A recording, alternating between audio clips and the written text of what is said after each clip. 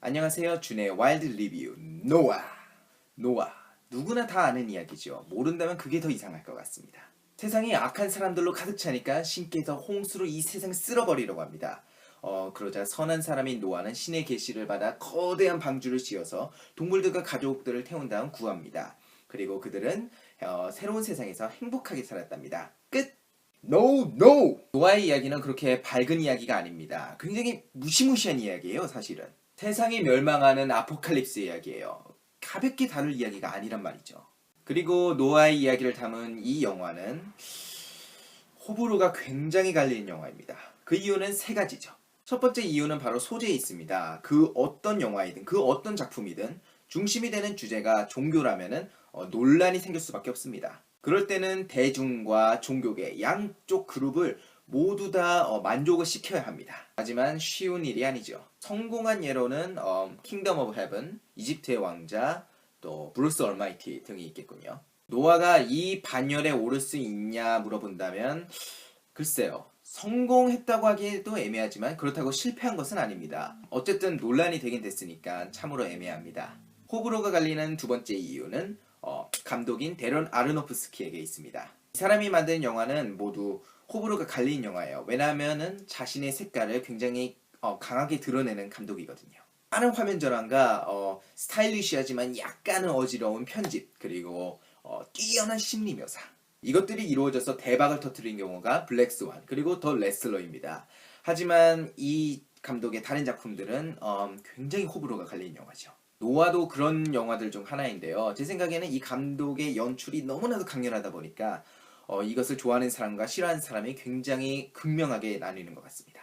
굉장히 부담을 줄 수 있는 방식인 것 같아요. 예를 들어서 중반에 천지창조에서 인간의 타락까지를 압축해서 보여주는 엄청난 파노라마가 펼쳐집니다. 저는 전율이 일어나면서 엄청나게 압도당했지만 한편으로는 싫어하는 사람들이 분명히 있겠구나 라는 생각을 지울 수가 없었습니다. 하지만 노아가 가장 큰 논란이 되는 이유는 바로 각색입니다. 노아의 방주 이야기는 사실 읽어보면은 내용과 내용 사이에 엄청나게 큰 공백들이 있습니다. 이 사건과 저 사건 사이에 무슨 일이 일어났을까? 방주 안에서는 어떤 일이 일어났을까? 감독은 그런 부분을 자신의 상상력과 인간의 본질에 관한 자신의 가치관을 담은 오리지널 스토리로 채우죠.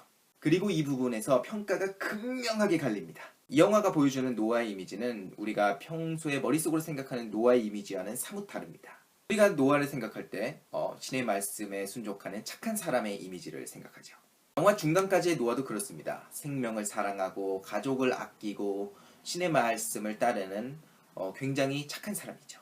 하지만 어떠한 사건을 계기로 노아의 이미지가 굉장히 달라집니다. 인간의 죄성은 다른 사람들뿐만이 아니라 자기 자신과 자신의 가족들에게도 있다라는 사실을 깨닫죠. 그리고 위험한 사상까지 가지게 됩니다. 이런 노아의 모습을 어떻게 받아들이느냐가 이번 영화의 논란의 핵심인데요. 저 같은 경우는 굉장히 흥미롭게 보았고 영화 내용에 굉장히 몰입할 수 있었습니다. 약간 종교적인 이야기를 하자면은 이 영화에 나오는 노아의 모습은 저 같은 기독교인들에게 경각심을 세워주는 부분입니다. 신자들은 신의 사명을 위해서, 신의 영광을 위해서, 신의 기쁨을 위해서 열심히 일하지요. 하지만 우리는 신의 참뜻을 알 수가 없습니다. 그래서 지속적으로 내가 하고 있는 일이 정말로 신이 원하는 일인지, 신께서 기뻐하시는 일인지 끊임없이 묵상하고 기도하고 생각해 봐야죠. 그렇지 않다면 더 이상 신이 아니라 자기 자신을 위해서 일하는 것밖에 되지가 않습니다. 자기가 하는 모든 일들을 신의 이름으로 합리화하고 신의 이름으로 변명하고 심지어는 다른 사람에게까지 해를 끼치는 광신도밖에 되지가 않아요. 영화 후반부에 보여주는 노아의 모습을 신께서 기뻐하셨을까요? 연출에서 보여주듯이 그렇지 않습니다. 그렇다면 지금 우리가 하고 있는 일들을 신께서 기뻐하실까요? 기독교 신자라면 누구든지 깊숙이 생각해 봐야 할 문제입니다. 자, 종교적인 이야기는 여기까지. 배우들의 무시무시한 연기력을 빼놓을 수가 없어요. 특히 굉장히 복잡하고 어려운 캐릭터인 노아의 이미지를 러셀 크로우는 굉장히 훌륭하게 해냈습니다. 오연들도 모두 마찬가지입니다. 레이 윈스턴, 제니퍼 코넬리, 안소니 홉킨스, 그리고 엠마 왓슨. 그 아리따운 미모 때문만은 아닙니다.